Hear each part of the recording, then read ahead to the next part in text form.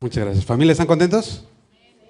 Nosotros estamos muy contentos de estar aquí. Realmente, ciertamente nos sentimos como en casa. Les voy a pedir que hablan su Biblia en Lucas capítulo 11. Lucas capítulo 11, vamos a leer del versículo 1 al 13 y después de eso oramos y regresamos a verlo verso por verso. Lucas 11, del 1 al 13 dice así la palabra de Dios.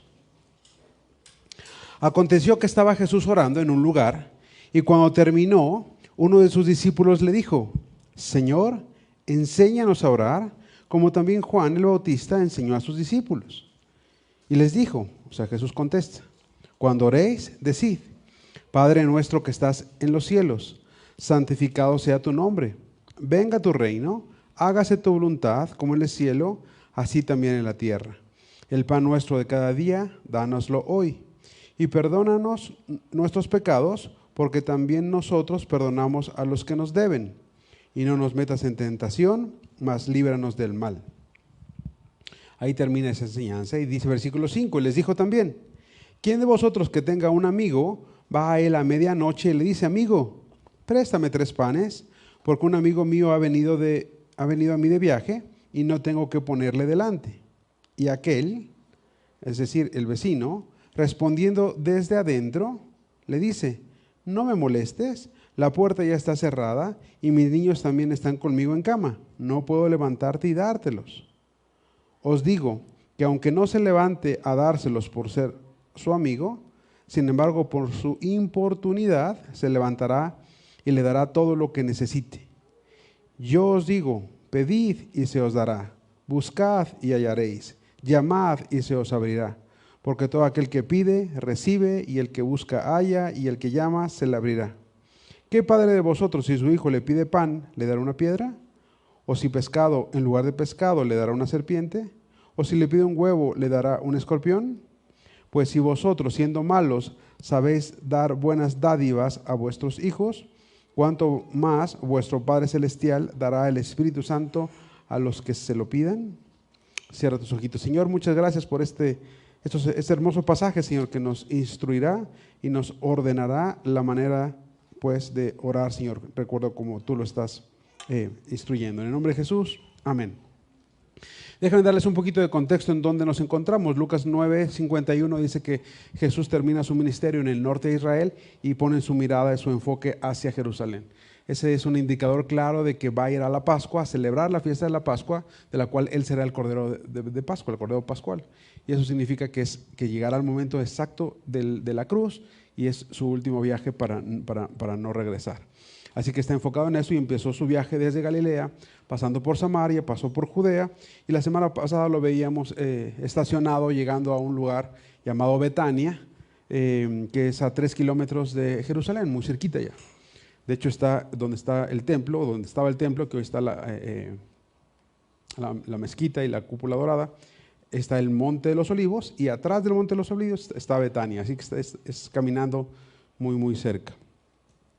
Betania era conocida por 3 personajes que salen en la Biblia, que se volvieron discípulos de Jesús y amigos de Jesús, llamados Lázaro, Marta y María. Lázaro es muy conocido porque es aquel que fallece y Jesús llega y lo resucita de entre los muertos, y era hermano de estas 2 mujeres. Marta, que parece ser la de la casa, y María, que pareciera ser la hermana menor que vivía con Marta. Y en esta visita de Jesús, dice que llegando ahí, pues Marta le recibió en su casa, pero en esa recibida de su casa, pues probablemente Jesús no iba solo, muy seguramente iba con los 12 discípulos, probablemente incluso con los 70 que había mandado o con más gente. Así que eso hace para ella un evento importante, un evento donde ella es la anfitriona, y entonces empieza a sentirse preocupada por muchas cosas. Y la palabra preocupada, en la misma palabra dice que te ocupas antes, o sea, antes, ocuparte. Es decir, no se estaba ocupando de hacer cosas, estaba preocupándose antes de hacer las cosas. Y de hecho dice, preocupado en muchas cosas, porque ¿cuántas cosas puede hacer a la vez? 1 o 2 a lo mejor. O sea, no estaba haciendo muchas cosas, simplemente estaba preocupada. Ahorita vemos qué le dice a Jesús, pero Jesús le dice cuál era la condición de ella, que estaba afanada y turbada. La palabra afanada significa ansiosa y turbado significa confundida.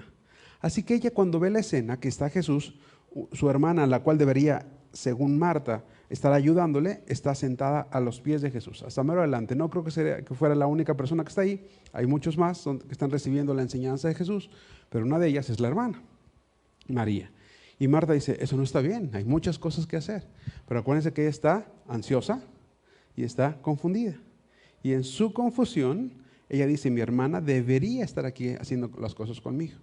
Así que se acerca con Jesús, no sé si le interrumpe su enseñanza o por lo menos espera una pausa y miren lo que le dice. Señor, ¿no te da problema, no te da pesar de que mi hermana no esté sirviendo conmigo? Así que observen a quién le regañó, a quién le reclamó. A Jesús mismo. Podía haber ido con la hermana y decirle, hermana, vente, ándale, ayúdame. ¿No? Sí, acá en la secreta, las señales de hermanos o de esposo, esposa, vente ya. No, paró y a quien le está reclamando es a Jesús. Así que le está diciendo, esta es una irresponsable que no me ayuda, pero tú eres un inconsciente, porque no estás viendo que ella debería estar ayudándome.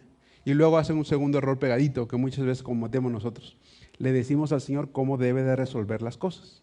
No solamente, Señor, fíjate que tengo necesidad de lavar los trastes o de limpiar, ¿cómo le podemos hacer? ¿No? Y a lo mejor el Señor diría, pues ahorita todos te ayudamos, o María sí ayúdale. No. Marta llega y le dice, Señor, ¿no te da pesar? Dile que me ayude. O sea, te voy a decir cómo lo resuelvas, Jesús. Te voy a decir, pides una oración y luego le dices cómo la quieres resuelta tú, ¿verdad? Así que Jesús le dice, Marta, estás afanada y turbada. Pero eso es como cuando vas al doctor y te sientes mal y dice, mira, ya te hicimos los análisis, tienes gastritis, vete a tu casa. No, dime cómo voy a curar, porque una cosa es que me digas qué tengo y otra es que quiero estar sano. Así que como un buen doctor le dice primero, esta es tu enfermedad ahorita, Marta. Estás afanada y turbada. ¿Y cómo me curo? Pues una cosa es necesaria, ¿verdad? Ahí va la receta. La cosa necesaria es lo que hizo María. ¿Qué hizo María? Sentarse a los pies del Señor a recibir la enseñanza para que después pueda servir. Lo que estaba haciendo Marta no era algo malo, estaba sirviendo al Señor y seguramente lo quería hacer con excelencia, con calidad, lo quería hacer de la mejor manera. Pero para servir, primero tienes que haber pasado tiempo a los pies del Señor, recibir las instrucciones y saber a quién sirves y cómo le sirves. Así que no le está diciendo a Marta que lo que estaba haciendo está mal, simplemente le dijo, María escogió la buena parte, la cual no le será quitada. Tú, Marta, debes escoger la buena parte para que el servicio al Señor sea realmente un producto de haber entendido quién Él es, quiénes somos nosotros y por qué lo hacemos. En ese contexto, Lucas viene ahora a decirnos en el versículo 1, Lucas 11:1, que aconteció que estaba Jesús orando en un lugar. Y si te das cuenta, no nos dice en qué lugar, no identifica ni el lugar ni el tiempo en el que ocurre, simplemente que estaba orando. Entendemos que es pues su camino hacia Jerusalén. Y cuando terminó de orar, tampoco nos dice si esta oración era a solas, como él lo solía hacer, o era una oración que estaba haciendo enfrente de los demás, pero causó algo en un discípulo. Dice, uno de sus discípulos le dijo, Señor, enséñanos a orar. ¿Quién sería este discípulo? Casi con seguridad no es ninguno de los 12, porque Lucas no ha tenido ningún problema en mencionar por nombre a uno de los 12 cuando hacen o dicen algo. Probablemente sea de los 70 que había tomado para mandarlos de dos en dos, probablemente algún discípulo que fuera parte de los 70, porque acuérdense que entre los discípulos escogió 70, así que había más de 70. Pero él viene y le dice, Señor, enséñanos a orar, en plural, no le dice en singular, como que era una necesidad que veía en todos. Y aquí es donde se me hace muy interesante mencionar lo siguiente. Estos eran judíos que habían nacido en Israel, que habían crecido con la Biblia, que iban al templo 3 veces al año, que hacían oraciones continuas en la mañana, en la noche. Es decir, no es gente que a lo mejor como tú y como yo, que nunca habíamos orado y un día llegamos a la iglesia o venimos al Señor y claro, necesitamos aprender a orar, necesitamos aprender a cómo leer la Biblia, para eso es el discipulado. Pero aquí estamos hablando de gente que tenía 20, 30, 50 años y oraban todo el tiempo. Esa era su cultura, así estaba. Pero notaban algo en Jesús, vieron algo en Jesús que dijeron, esta hora de algo diferente, esta hora diferente a los líderes religiosos, esta hora diferente a como lo estamos haciendo nosotros, se me antoja esa parte. Así que vienen y le dicen, Señor, enséñanos a orar.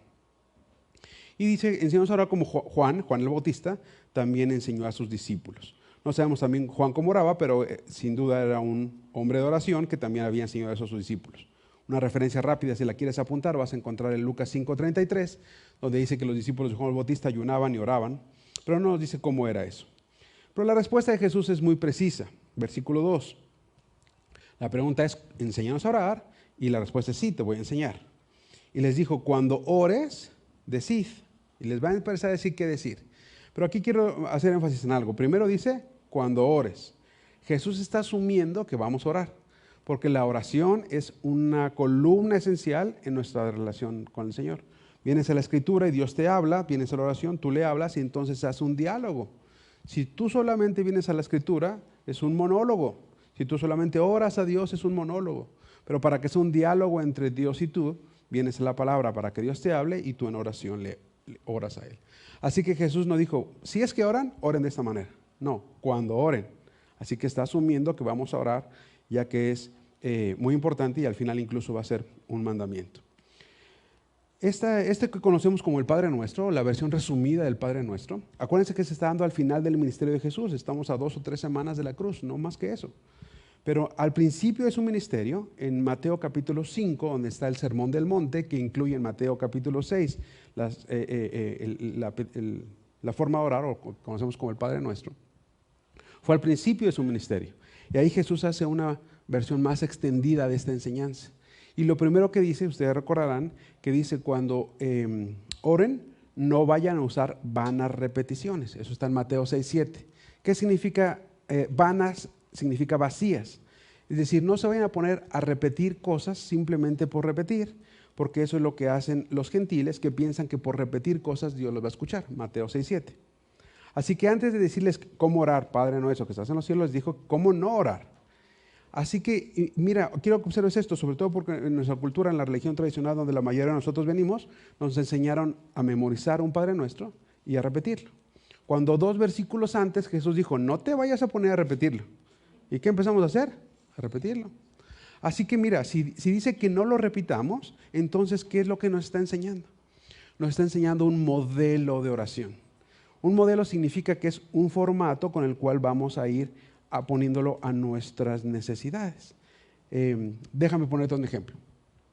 Si todos nosotros vamos a buscar un trabajo y en ese trabajo te dicen, mira, lléname este formato para una solicitud de trabajo, ¿no? Y dice nombre, tú vas a poner el tuyo y yo voy a poner el mío, ¿verdad? Donde dice edad, tú vas a poner la tuya y yo voy a poner la mía. Sexo, dirección, cada quien va a poner la suya. ¿Qué es ese formato? ¿Qué es ese modelo? Es un modelo de una solicitud de trabajo que va a permitir poner en orden todas las cosas que vamos a ir llenando, pero las vamos a llenar diferente cada quien. Eso es lo que es el Padre Nuestro. Este modelo de oración que deja Jesús es para que, entendiendo el modelo, lo vamos orando cada vez en forma personal y diferente. Así que eso es importante, establecerlo. O recordar lo que está en Mateo. Y Lucas no lo menciona. Y ahora sí, dice Jesús, vamos a orar así. Esta es la forma en que vamos a orar. Y de hecho, la enseñanza de esta semana se llama Enséñanos a orar. Y el objetivo es ordenar nuestra manera de orar siguiendo las instrucciones que Jesús nos deja. Así que seamos muy observadores de la estructura que Dios dejó para que podamos hacerlo y hacerlo efectivamente. Dice así, cuando ustedes oren, primero digan, Padre nuestro que estás en los cielos. Vámonos casi palabra por palabra rápido, eso tenemos también el discipulado. Dice que Jesús nos enseña a que nos relacionemos a Dios como un Padre. Y eso déjame decirte que es muy importante, porque hace 2000 años en Israel, hoy día en el 2023, los judíos no le dicen papá a Dios. Le dicen el Eterno, el Todopoderoso, el Nombre, pero ninguno de ellos se refiere a Dios como Padre. Cuando llega Jesús hace 2000 años y hoy mismo que nos deja hacer estas instrucciones, dice, espérate, ustedes no, ustedes son hijos. Y a los hijos tienen un padre. Y Dios quiere relacionarse a ustedes como relación de padre e hijo. Claro, Juan 1:12, ¿verdad? Todos los que recibieron a Jesús, los que creen en el nombre de Jesús, les dio la potestad, entiendas, el derecho legal, el acta de nacimiento de ser llamados hijos de Dios. Y si somos hijos de Dios, pues nuestro Dios es un padre. Y así es como Dios quiere relacionarse con nosotros, como un padre con sus hijos. Pero Jesús podía haber dicho, Padre mío, tú di Padre mío y Padre mío, está bien. No, pero dice Padre nuestro, que está implicando que hay una comunidad de hermanos, que en nuestra misma oración debemos saber que sí, Dios se quiere acercar a nosotros como un Padre, pero no somos hijos únicos, somos una comunidad de hermanos pagados por un precio. Y esta comunidad, puede haber varias comunidades, déjame decirte rápido. Por ejemplo, si te gusta el fútbol y eres aficionado al fútbol y vas al estadio, aunque sea a ver un equipo chafa como los Pumas, no importa. Pero vas al estadio y los aficionados, o sea, todos van al mismo equipo, les gusta ver el fútbol en vivo, vas al estadio, hay una comunidad de aficionados al fútbol, ¿verdad? Vas al cine y en ese momento que estás en una sala de cine, eres alguien que le gusta el cine y ese tipo de películas que todos se juntaron. Así que están reunidos, hay un grupo de personas viendo una película y tienen eso en común. Bueno, con la Iglesia de Cristo no es así. Con la Iglesia de Cristo no tenemos nada en común humanamente. Lo que tenemos en común es que el Señor vino y pagó por cada uno de nosotros para hacernos sus hijos. Por eso en la iglesia vas a encontrar de todos colores, sabores, edades, hombres, mujeres, estatus sociales de ricos, pobres, no importa. Porque nuestra unidad aquí no está basada a condiciones económicas, sociales, raciales, sino al pago de tu salvación. Y dice primera de Pedro 1:19 que no pagó con oro y con plata, que es lo más valioso que hay en este mundo. Lo pagó con la sangre preciosa de Cristo, como un cordero sin mancha y sin contaminación. Así que cada que oremos a nuestro Padre Celestial, recordemos que no estamos solos, que hay una comunidad de hermanos que han sido comprados con el mismo precio. Y sigue diciendo Jesús, entonces dirígete al Padre como un Padre, sabiendo que somos una comunidad de hermanos, Padre nuestro, que estás en los cielos. Y que estás en los cielos tiene dos implicaciones. La primera está diciendo dónde el Señor vive. Dice 2 Corintios 12:2, que el Señor vive en lo que se conoce como el tercer cielo, ¿verdad? El primer cielo donde ves las nubes, el segundo donde ves las constelaciones y el tercero donde Dios vive. Pero no solamente está refiriéndose a Jesús donde habita el Señor, sino la perspectiva que Dios tiene. Porque en la perspectiva de Dios al estar arriba, ve una perspectiva eterna, desde el principio hasta el fin. Nosotros al estar en la tierra vemos una perspectiva terrenal, cercana. Vemos un problema y lo tenemos aquí enfrente y queremos que Dios lo solucione de alguna manera. Pero Dios no está viendo las cosas temporales, sino desde arriba, en autoridad, está viendo las cosas eternas. Así que el que estás en los cielos implica una perspectiva eterna y no temporal como la que nosotros tenemos, y nos estamos refiriendo al Señor. Así que Padre nuestro que estás en los cielos con una perspectiva eterna, no como la nuestra, Señor, ahora en nuestra oración debemos decir, santificado sea tu nombre.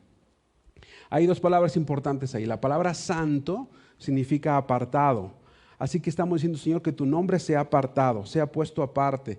Que tu nombre no se relaciona con las cosas creadas porque tú eres el creador. No se relaciona con las cosas pecadoras porque tú eres santo. No se relaciona con deidades falsas porque tú eres el Dios verdadero. Es decir, Señor, déjame poner tu nombre aparte de todas las cosas. Y la palabra nombre, ónoma en griego, significa el carácter de la persona y su obra. En nuestra cultura, el nombre, pues alguien con lo que identificas, Juan, José, Pedro, etcétera, pues volteas porque ese es tu nombre. Pero en la Biblia, el nombre siempre representaba no solamente un título para alguien, sino su personalidad y su obra. Por eso Dios mismo viene con Abraham y le cambia el nombre a Abraham, para que su nombre significa padre de multitudes, porque eso iba a empezar a ser. Le cambia el nombre de Sarai a Sara, y te encuentras cambiando el nombre a Simón por Pedro. Así que en la Biblia el nombre no solamente significa un título, sino su obra y su persona. Por eso dice, Señor, cuando oremos, recordemos que tu nombre está aparte de todo. ¿Y cuál es ese nombre? La obra redentora de Jesús, la obra salvadora de Jesús. El nombre de Jesús fue el que nos dejó el Señor precisamente para ponerlo sobre todo nombre. Eso es donde lo encontramos, Filipenses 2, del 9 al 11. Yo te lo leo, quizá te lo sabes de memoria. Por lo cual también Dios exaltó hasta lo sumo, hablando de Jesús, y le puso un nombre que es sobre todo nombre. Y dice, ¿cuál es? Para que en el nombre de Jesús, ese es el nombre que Dios dejó, Jesús significa Dios, Salvador, Yahweh, o Jehová en su función de Salvador, Yahshua, en ese nombre, en esa función, en esa obra salvadora de Dios, se doble toda rodilla de los que están en los cielos, en la tierra y debajo de la tierra, y toda lengua confiese. Y pone otra vez claramente quién, de que Jesucristo es el Señor para gloria de Dios Padre. Así que el nombre que vamos a poner aparte de todo es el nombre de Jesús, que es el nombre de Dios mismo en su función de Salvador. Seguimos avanzando. Padre nuestro que estás en los cielos, con perspectiva, que tu nombre sea apartado de todo, y ese nombre que nos dejaste es el nombre de Jesús, y le vamos a pedir que venga tu reino, venga tu reino. ¿Y eso qué significa? Pues así que la primera petición entonces es que sea santificado su nombre, y la segunda petición que venga tu reino. Eso significa que hay dos reinos, el reino de este mundo, que está basado en las cosas temporales, y el reino eterno que no está basado en las cosas temporales. Quizás usted recuerde un encuentro que tiene Jesús con Pilato, y le dice Jesús, mi reino no es de este mundo. Si fuera de este mundo, mis siervos vendrían y tú ya estarías petateado hace 2 horas. Pero como mi reino no es de este mundo, ¿verdad? Así que hay dos reinos, el reino de donde vivimos, donde físicamente nos encontramos, que dice la Escritura que está gobernado por el príncipe de este mundo, y el reino, y que es temporal, y el reino de Jesús, el cual es eterno. Ahora, ¿cuál es el reino de Jesús o el reino de los cielos? Es el reino donde está el rey. O sea, es decir, un reino tiene un rey, ¿verdad? Y donde está ese rey, ese es el reino de ese rey. ¿Qué quiero decir con esto? En cualquier lugar, en esta tierra donde Jesús se encuentre, ese se convierte en el reino de los cielos. Déjame ponerte un ejemplo. La embajada de Estados Unidos aquí en México, está en Reforma, por ahí anda, pero ese terreno, esa cuadra de ahí, es territorio americano, aunque esté aquí en México. ¿Por qué? Porque ahí se encuentra la embajada. Lo mismo pasa al revés, el consulado mexicano que tenemos ahí en Estados Unidos, toda esa cuadra es un terreno mexicano, porque está representado ahí un país en medio de otro. ¿Qué te quiero decir con esto? Sí, nosotros estamos en este mundo, y en este mundo tenemos que habitar, trabajar, salir, pero no somos de este mundo, porque el Rey de los cielos ha venido a morar a nuestra vida. Por lo tanto, en tu casa se establece el reino de los cielos, en tu trabajo se establece el reino de los cielos, y eso en tu matrimonio y con tus hijos. Por eso la petición que nos dice Jesús que oremos es, Señor, que ese reino donde tú eres el Rey se venga y se establezca en mi vida y a través de mi vida. Y hemos aprendido en el discipulado que este reino tiene 3 características, ¿verdad? Romanos 14, 17. Porque el reino de Dios no es comida ni bebida, es decir, no se trata de cosas temporales, sino eternas. ¿Cuáles son esas 3 cosas? Justicia, paz y gozo en el Espíritu. 3 características que tiene el reino de Dios. Según Romanos 14, 17, justicia, donde somos justificados delante de Dios, paz, que hace la paz Dios con nosotros, y además que produce fruto del Espíritu, entre ellos amor y gozo, etc. Sigue enseñándonos Jesús a orar, dice, hágase tu voluntad como en el cielo, así también en la tierra. Quiero que observes esa frase, porque dice, en el cielo ya se hace tu voluntad. Ahora la petición es que así como se hace en el cielo, donde el Señor dice una sola cosa y se va a hacer, aquí en la tierra también suceda. Y creo que la enseñanza aquí es muy clara. Debemos orar pidiéndole al Señor que se haga su voluntad en nuestras peticiones. No debemos ser como Marta diciéndole al Señor cómo resolverlo. Señor, tengo una necesidad, dile a mi hermana que venga. No. Señor, esta es mi necesidad. Hágase tu voluntad como tú quieras. En una de esas manda a la hermana, pero en otra lo resuelve de otra manera. Así que el decir, hágase tu voluntad, es decir, esta es mi petición, pero siempre la voy a sujetar a tu voluntad. Sobre todo sabiendo algo, Romanos 12:2, que la voluntad de Dios es buena, es agradable y es perfecta. Dios siempre tiene pensamientos de paz y no de mal para con sus hijos. Así que cuando le digo, Señor, quisiera ser sanado, pero que sea tu voluntad. De repente vemos en la Escritura incluso al mismísimo Pablo, un siervo de Dios, donde viene y le pide 3 veces al Señor, quítame este aguijón. Y el Señor le dijo, no, esa no es mi voluntad. Te conviene que esté. Tú no lo entiendes ahora, pero te conviene que esté mientras, bástate mi gracia. Así que la voluntad del Señor es la que debe sobreponer a nuestras peticiones, pero debemos saber siempre algo. Incluso Pablo debía saber que aún no quitándole ese aguijón que tenía en su cuerpo, la voluntad de Dios, aún en eso, era bueno, era agradable y era perfecto. Sigue hablando Jesús en cuanto a cómo orar, y dice, también incluye esta petición, la petición de la provisión diaria en nuestras vidas. el pan nuestro de cada día, dánoslo hoy. Y el pan simplemente como una referencia a todas las cosas que necesitamos materialmente, humanamente, pues para sobrevivir. Me recuerda en Éxodo cuando caía el maná del cielo, ¿se acuerdan? Este maná que era como una hojuela de miel descrita que todos los días caía y todos los días Dios la proveía, excepto el día viernes que daba provisión doble para el sábado.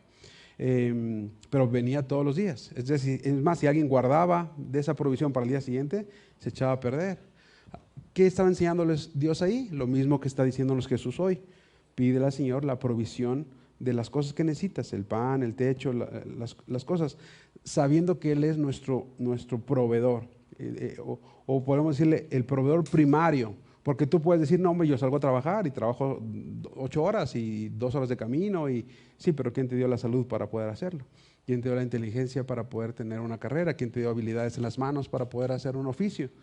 Es decir, aunque tú sales y trabajas, el proveedor primario de todas esas cosas es Dios. Incluso hasta las cosas básicas como la agricultura, la pesca, la ganadería. O sea, piensa alguien que va a pescar. O sea, no fue y sembró huevitos para que luego nacieran los pececitos, no. O sea, esa provisión de las cosas las tiene Dios, va el pescador y toma de lo que Dios ya creó y permitió, y entonces va y ahora sí lo vende y lo consumimos, etc. Así que reconocer a Dios como nuestro proveedor primario de todas las cosas. Versículo 4, sigue en la oración de Jesús para que nosotros podamos alinearlo a eso. Y dice, Señor, y pide así también, perdona nuestros pecados porque también nosotros perdonamos a los que nos deben. Y quiero que observe la palabra deben u ofenden, porque está hablando de que es una deuda. Te lo leo de nuevo. Perdona nuestros pecados. Claro, esa es nuestra petición. Muy bien. Ahora, ¿qué implica? Porque también nosotros perdonamos a los que nos deben. O lo que, como nosotros debemos, hay alguien que nos debe. De la misma manera que tú, Señor, me quitas mi deuda, yo también debo de quitar la de los demás. Y en el discipulado, cuando vemos esta clase, vemos un pasaje que se conoce como la parábola del rey que hace cuenta con los 2 deudores. Un deudor debía un montón de dinero. Y dice, el rey, representando a Jesús, fue movido a misericordia y le perdonó la deuda. Y luego él, el que le perdonó la deuda, va con otro que debía bien poquito y no le quiso perdonar la deuda. Cuando lo acusan y viene de nuevo con el rey le dice, ¿no debías tú hacer lo mismo? O sea, tú estabas en deuda. Si yo te perdoné la deuda, tú estabas en deuda conmigo, entonces deberías haber perdonado al que te debía poco. Y es que el perdón es algo que recibes primero para luego poder dar. Dios no te va a pedir nada que no puedas dar. Dios no te va a pedir algo que no hayas ya recibido. Y el perdón ese es un buen ejemplo. Recibes el perdón de Dios y entonces estás en capacidad de darlo. Y si lo lees de nuevo, te lo leo de nuevo, perdona nuestros pecados porque también nosotros perdonamos a los que nos deben. Y no hay excepciones. No dice, excepto a aquel que me hizo una cosa bien fea. Excepto a la suegra que no sé qué. Excepto a mi compañero de trabajo que hasta hicieron que me corriera. No hay excepciones. Porque la deuda que tú tenías y ha sido cubierta es muchísimo más grande que la deuda que alguien pudiera hacer al ofenderte. Porque tu deuda, fíjate lo que costó tu deuda y la mía, poner al Hijo de Dios en esa cruz para que tus pecados fueran cubiertos. ¿Cuál ofensa podría ser más grande que la que tú hiciste para que tuviera ese pago de precio? Así que si alguien viene y te ofende y te hace alguna mala cosa, infidelidad, groserías, no hay algo en lo cual puedas decir, es que es tanto lo que me ofendió que no lo puedo perdonar. Solo voltea la cruz y vas a ver la cantidad de perdón que has recibido. Y como lo has recibido de gracia, estamos obligados a darlo de gracia también. Y luego dice el Señor, terminando esta parte, y no nos metas en tentación, mas líbranos del mal. Y esa palabra tentación bien puede ser puesta como una prueba. Y lo digo esto porque Santiago 1:13 dice claramente que Dios no tienta a nadie. Es decir, en el sentido de que Dios no te pone una trampa para que peques. No te pone una tentación para que caigas. Eso lo hace tu propia naturaleza pecadora, eso lo hace Satanás, eso lo hace el sistema de valores de este mundo, que te pone ciertas tentaciones, trampas para que peques. Dios jamás hace eso, claramente lo dice Santiago 1:13. lo que sí hace es ponernos a prueba. Y la oración de Jesús dice, dile al Señor que no te meta en una prueba que debilite tu fe. Las pruebas que Dios pone siempre son con la finalidad de que fortalezca tu fe.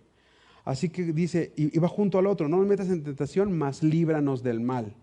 En otras traducciones dice, líbranos del maligno, porque el mal o el maligno ciertamente quiere que tropieces para pecar, pero Dios no es así. Dios dice que cuando te pone una prueba, incluso en la prueba, te dará juntamente con la prueba, con la tentación, la salida. Eso es donde está 1 Corintios 10, 13. Pondrá, no hay ninguna prueba, una tentación que no sea humana, sino que Dios dará ciertamente la salida para que puedas soportar. Así que con esto Jesús termina esta enseñanza de cómo orar. Digamos que es la versión recortada de lo que tenemos en el Sermón del Monte, porque además está dirigida a diferentes personas. En el Sermón del Monte estaba dirigida a los 12 discípulos, no había más, y acá está dirigida a los 70, quizá a otros, que no habían escuchado la primera y que le hacen la misma pregunta y les enseña de nuevo la versión recortada, digamos. Pero donde se va a poner muy interesante es a partir del versículo 5, porque Jesús les acaba de enseñar cómo orar, pero ahora les va a enseñar la eficacia de la oración. Ya te enseñé cómo orar, ahora déjame enseñarte qué tan efectiva es la oración. Dice el versículo 5 y 6, y les dijo también, ya acabó la oración, ya acabó el modelo, ahora les va a enseñar qué tan efectivo es la oración con una ilustración que se conoce como el amigo inoportuno. Dice el versículo 5, y les dijo, ¿quién de vosotros que tenga un amigo va a medianoche y le dice, amigo, préstame 3 panes? Porque un amigo ha venido de viaje y no tengo nada que ponerle delante. Déjame platicarte, platicarte, extenderte pues el concepto de esta historia. Hay un anfitrión, vamos a llamarle, el que recibe el amigo que viene de viaje. Hay un anfitrión y un viajero. El viajero viene de cierto lugar y llega a medianoche a casa del anfitrión, ¿verdad? Y eso de repente ya te suena raro, pues ¿por qué llega a medianoche? Bueno, no era tan raro porque la gente viajaba regularmente caminando, esperaban que bajara el sol para que no estuviera pegando y empezaban a caminar, así que podían llegar a medianoche. Segunda cosa que nos haría raro ahorita, porque no le mandó un WhatsApp para avisarle que iba a llegar, ¿no? Bueno, déjame decirte que no había WhatsApp, no había llamadas, así que era regular que llegara pues sin avisar. El anfitrión lo recibe, es su amigo, dice que es su amigo, así que le ha de verdad gusto recibirlo, pero no se había preparado para tener algo de comer para él. Ahora, también si eso se te hace raro, pues que vaya al refri, abres el refri y le sacas algo de comer. Bueno, tampoco había luz eléctrica, no había refrigerador, era muy fácil al día siguiente comprar las cosas del día. Así que simplemente él no tiene nada que ofrecerle, que esa es una práctica que se usaba antes y que se usa hoy. Si alguien llega a tu casa, pues por lo menos un vasito de agua le ofreces, o ves que tienes algo de fruta y le das un dulcecito, algo como para recibirle. Así que bueno, viene este viajero, el anfitrión se encuentra en una circunstancia, tengo una necesidad, viene un amigo al cual aprecio, pero no estaba yo preparado. Así que sale a casa a un amigo vecino, así que todos son amigos, ¿verdad? El amigo viajero, el amigo anfitrión y el amigo vecino. Pero hay algo importante, el vecino y el viajero no se conocen, no son amigos entre ellos. La liga que los une es el anfitrión. Y entonces el amigo anfitrión pues tiene un problema que quiere resolver. Así que va con el amigo vecino para que le ayude. Ahora, dice que es a medianoche, así que la hora es inapropiada. La cantidad que le pide son 3 panes, son tres bolillitos, 3 panes pequeñitos, como tipo biscuit. Así que le está pidiendo la cantidad simplemente para que coma una persona. O sea, no le dijo, oye, dame una docena, no. No, es la cantidad simplemente para que una persona pudiera comer. Así que la cantidad que le pide realmente es minúscula, pero es la que él necesita. En ese ratito no tiene dónde comprar, todas las tiendas están cerradas. En lo que hace la masa y la hornea, pues también eso tardaría, así que busca cómo solucionar el problema. Y quiero que observemos algo en esta enseñanza que Jesús nos da. Dice que primero que no va a pedirle algo que es para él, va a pedirle 3 panes para su amigo, ¿verdad? Él siente el problema, pero el que tiene hambre es el otro. Así que va a interceder por el amigo viajero. Em, la cantidad que le está pidiendo, insisto, es pequeña. Y esto lo digo por el siguiente versículo. Versículo 7. Y aquel, o sea, el vecino, respondiendo desde adentro, le dice: no me molestes, la puerta ya está cerrada y mis hijos están conmigo aquí en cama. No significa que todos estaban en la misma cama, pero las habitaciones en esa época, en el primer siglo, era un lugar donde había varias camas y todos dormían bajo un mismo techo, así que lo que dice es: ya mis hijos están dormidos. No puedo levantarme y dártelos. Sí los tengo, sí tengo esos 3 panes, pero uno ya cerré la puerta y no te imaginas que pases el pasador como ahora, ¿verdad? No, había que hacer un montón de cosas y cerrar. Es una labor para después abrir, era un buen trabajo. Segundo, me tengo que levantar y el levantarme implica que se van a despertar mis hijos. Yo voy, te doy 3 panes y me dejas un problemón aquí, todo el mundo llorando y despierto y luego me paro y los animales van a empezar el perro va a empezar a ladrar y el gallo a cantar. O sea, hay mucho inconveniente para lo que me estás pidiendo. O sea, 3 panecitos. Y otra cosa que vemos ahí es que no se los pide dados, se los pide prestados, ¿verdad? Es decir, al día siguiente va y los compra, los hornea para pagárselos. Pero en resumen, este ejemplo que pone Jesús aquí es que el vecino causaría mucho conflicto el proveerle lo que él necesita. Es decir, había mucho esfuerzo que hacer para tan pequeño petición que tenía. Pero quiero que observes algo, el versículo 7 al final tiene un signo de interrogación. Y es que lo leemos así, amplio, y parece que el vecino le está diciendo: no me molestes. Pero no, lo que le está diciendo Jesús es: ¿quién de vosotros tiene un amigo que si vas a medianoche te va a decir: no me molestes, no sé qué? Claro que no va a pasar eso. Porque lo que hace un amigo, lo que debe hacer un amigo, te levantas y le das los 3 panes. Y es lo que dice Jesús, versículo 8. Les digo que aunque no se levante a dárselos por ser su amigo, ahí es la primera premisa. Lo que un amigo haría es levantarse, aunque sean los 3 panes, aunque sea la molestia que le causara, porque eso es lo que hacen los amigos. Pero dice Jesús: aun si no fuera por ser su amigo, sin embargo, por su importunidad, es decir, por su impertinencia, por la hora en la que está, por el ruido que está haciendo, o sea, ya da los 3 panes y que se vaya, ¿no? Se levantará y no le dará solo los 3 panes, dice el versículo 8 al final, le dará todo lo que necesite. Ahora, así que el resultado final será que el amigo anfitrión tiene los panes, es más, todo lo que necesite para su amigo viajero. ¿Por qué? Uno, porque tenía un amigo que le podía proveer, pero si no fuera solo por la amistad, es por su importunidad, por su impertinencia, por su necedad. Y déjame decirte algo importante, porque aquí el amigo no se está levantando por la insistencia del anfitrión que está toque la puerta. Porque dice la Escritura que Dios no cambia.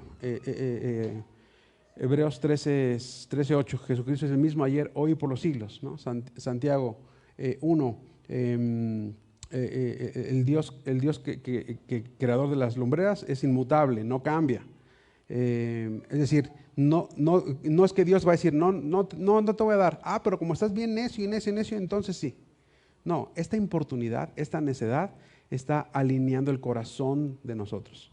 Y ahorita te lo voy a explicar bien, con el ejemplo que sigue. Solo te quiero decir claramente que no vamos a cambiar la decisión de Dios por insistir, pero nuestro corazón sí va a cambiar. Si esta persona está tocando y no le abren, le sigue insistiendo. A lo mejor dan las 6 de la mañana y ya abrió el panadero. Bueno, aquí lo voy a resolver de otra manera. Porque observemos que la puerta estaba cerrada. Llegó, tocó y estaba cerrada. Y así nos vamos a encontrar varias veces. Pero ahorita en el siguiente versículo lo explico mejor. Aquí simplemente quiero concluir con algunas cosas que observo. Uno, que debemos orar a Dios con la confianza de un amigo íntimo, de un padre a un hijo, que cada que necesitamos una ayuda, ahí va a estar. Les contaba en otro lugar cómo yo entendí la diferencia de un peticionario a un hijo. Y se los cuento rápido, en menos de un minuto. Hay una película que se llama Ana y el Rey. Está linda, está limpia, la pueden ver. Hay unas personas en una provincia donde el rey es rey, de una provincia, que no tienen agua, tienen una necesidad de un pozo o algo así. Total que hacen un viaje largo para llegar a buscar al rey y ponerle su petición. No pueden pasar directamente, están dos guardias ahí, armados, y hasta que el rey viene y se asigna un momento, se sienta en el trono, un salón súper largo, ya sabes, el trono arriba, les tocó el momento de que pasaran esos peticionarios. Había mucha gente pidiéndole cosas al rey, pero la toma viene con esos dos, un matrimonio. Así que le dicen los guardias, pueden pasar, les abren las puertas, las cierran, el pasillo súper largo, y ahí vienen esos dos, el rey sentado en el trono, se hincan ante el rey y le dicen, rey, necesitamos agua, necesitamos un pozo en la provincia tal, y están en eso. Y la escena cambia a que un hijo del rey se cae, se lastima, y su hermanita mayor ve que se cayó y que está lastimado. Así que sale corriendo a avisarle a su papá, que es el rey. Viene la niña, 8 años, corriendo en el palacio. Abre las puertas y los dos guardias la ven entrar. No se mueven, porque es la hija del rey. Cualquier otro que quisiera entrar en ese momento se va a enfrentar con todas las armas que tienen. Ellos se quedan con sus armas aquí amarradas, la ven pasar, ella abre la puerta. Empieza a correr todo el pasillo bien largo donde están los peticionarios hincados y el rey está sentado. Y esta escena es la última que me gusta. La niña abre los hombros del matrimonio y se pasa en medio de ellos, ¿no? Y dice, papá, mi hermanito se cayó, necesitas que le ayudes. El rey levanta a la niña y le dice a los peticionarios, reagenden la cita, los atiendo mañana, tengo una necesidad más grande porque mi hija tiene una petición. Es decir, y ahí cuando vi esa escena y estaba estudiando un pasaje que le había parecido, entendí la diferencia de un peticionario y un hijo. Porque el peticionario viene a pedirle cosas a quien le puede ayudar, pero el hijo puede venir en el momento que quiera. El hijo viene con la confianza que tiene. El hijo viene del Señor, papá, tengo una necesidad. Y a lo mejor el niño en vez de ver un rasponcito, a lo mejor ni era grave. Lo de la gente en el pozo de agua que no tenían era más.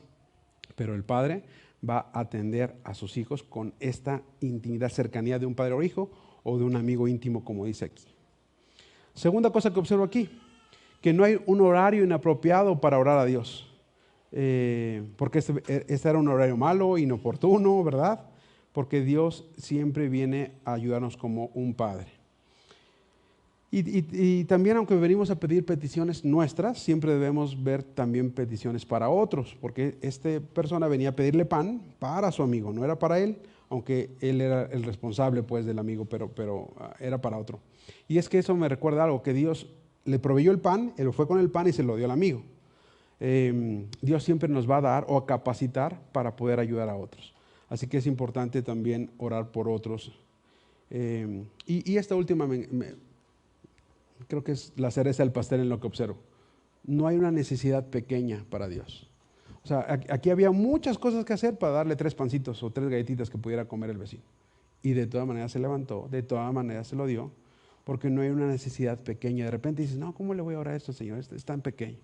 Me encontré unas hermanas que me dicen, es que no sabía qué cocinar, Señor, ayúdame a saber qué cocinar hoy. Y luego dicen, no, pero me sentí así bien mal porque, pues, o sea, tantas, la guerra en Ucrania y que Dios esté que estar pendiente de los terremotos y yo pidiéndole. Bueno, aquí esta enseñanza nos dice, si eres hijo, no hay una necesidad pequeña, ven delante del Señor. Y aquí viene la aplicación a práctica. Dice el versículo 9 y 10. Yo os digo, pedid y se os dará. Buscad y hallaréis, llamad y se os abrirá. Y la palabra llamar significa golpear una puerta, o sea, como le llamas a la puerta. Porque todo aquel que pide recibe, y el que busca halla, y el que llama se le abrirá. Aquí, así que el Señor, después de la ilustración, ahora va a interpretar la ilustración, nos va a enseñar la parte práctica, nos enseña a orar, luego la eficacia de la oración, y ahora la parte práctica, clara, para que podamos tenerla en nuestra mente. Vas a pedir, vas a buscar y vas a tocar. Y la promesa de eso es que vas a recibir, vas a hallar y la puerta se va a abrir. Así que empieza diciendo esto, observa, dice, pedid. En otras palabras, ¿qué está diciendo? Orar, porque viene de que nos enseñó a orar. Dice, ora, pide. Así que aquí te das cuenta que no es algo opcional, de hecho está en imperativo, es un mandato, es un mandamiento. Ora. ¿Ora para qué? Para que se te dé. Porque todo aquel que pide, entonces es el que recibe. El amigo anfitrión no hubiera conseguido los panes si su amigo viajero no... El amigo viajero llegó, él podía haber comido si el amigo anfitrión no tuviera a quien pedírselos. Él tenía a quién ir y pedírselos, que era el vecino. Tú y yo tenemos a nuestro Padre Celestial al cual podemos venir a pedir, que es un privilegio. No todo lo tienen los hijos de Dios, tienen el privilegio de venir hasta el trono de la gracia, entrar hasta el lugar santísimo y hacer una petición a nuestro Padre. Así que tú sí tienes a quién pedir. Así que lo primero es, pues si tienes a quién pedir, pide. Y luego dice, pero observa, ya pedí, muy bien, ahora busca. Busca cómo esa oración que pediste a Dios, cómo Dios te la va a contestar.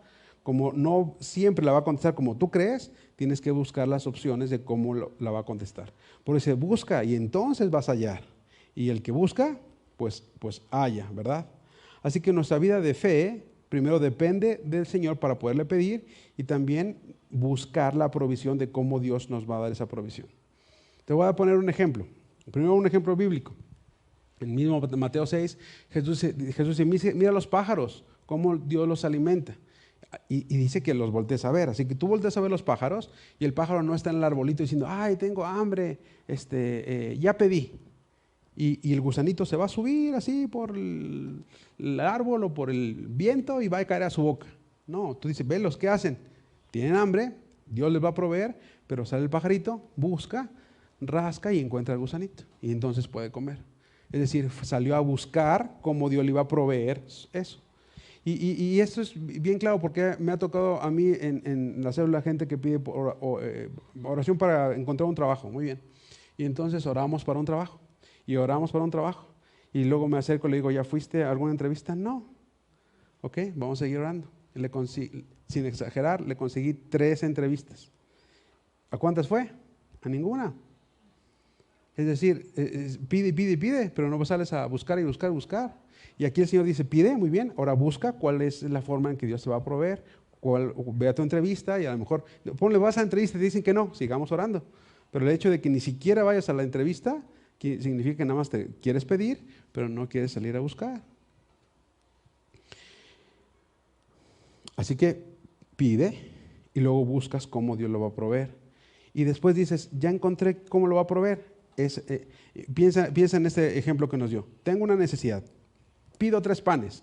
Déjame buscar donde el vecino 1 no tiene, el vecino 2 está de viaje. Ya encontré el vecino 3. Ese sí va a tener. Bueno, aquí espero que el vecino 3 se le ocurra salir y venirlo a traer a mi casa. Dice, no. Ahora ve y toca la puerta. Ahí es lo que dice, llamad. Llamad significa entonces toca la puerta, llama y se abrirá. Y al que llama, entonces se le abrirá. Si no llamas, no se va a abrir. ¿Han visto este pasaje en la Biblia donde dice que Dios abre puertas que nadie puede cerrar y Dios cierra puertas que nadie puede abrir? Bueno, es una puerta. Las puertas regularmente están cerradas. ¿Cómo sabes que está abierta? Hasta que llegues a la manija y le des vuelta. Está cerrada. Vas a la otra puerta. Está cerrada. Llegas a una manija y dices, mira, está abierta. ¿Cómo te diste cuenta que estaba abierta?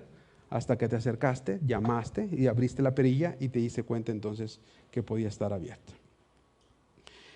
Y aquí es importante esto, no solamente pedir, sino buscar y luego acercarte a ver si esa puerta está abierta. Deja ponerte un ejemplo muy práctico que me pasa. Ustedes saben que trabajamos nosotros con jóvenes, muchos de ellos en edad casadera, ¿no? Y es que estamos pidiéndole al Señor nuestra ayuda o nuestra ayuda idónea. Muy bien. ¿Y ya buscaste? No, que el Señor me lo va a traer como se lo trajo Sara, se la trajo a Isaac. Sí, pero mandaron a alguien a buscarla, ¿no? Es decir, si hubo alguien que fue a buscar para poder traer. Así que también busca. Sí, no, pues ya busqué. Ok, ya busqué, ya vi a uno o a una. Muy bien. ¿Y ya fuiste a tocar la puerta? No, ¿cómo crees? No estoy esperando, estoy orando. Pues aquí dice que orando, pidiendo, buscando y tocando. ¿Cómo vas a ver la chica que tú estás interesado si no te has acercado a decirle, oye, estoy interesado? A lo mejor es nada más una amistad más profunda y en ver algo, pero ni te va a notar hasta que vayas y toques la puerta y le digas, oye, he estado fijándome en ti, a lo mejor, aquí estoy, ¿no?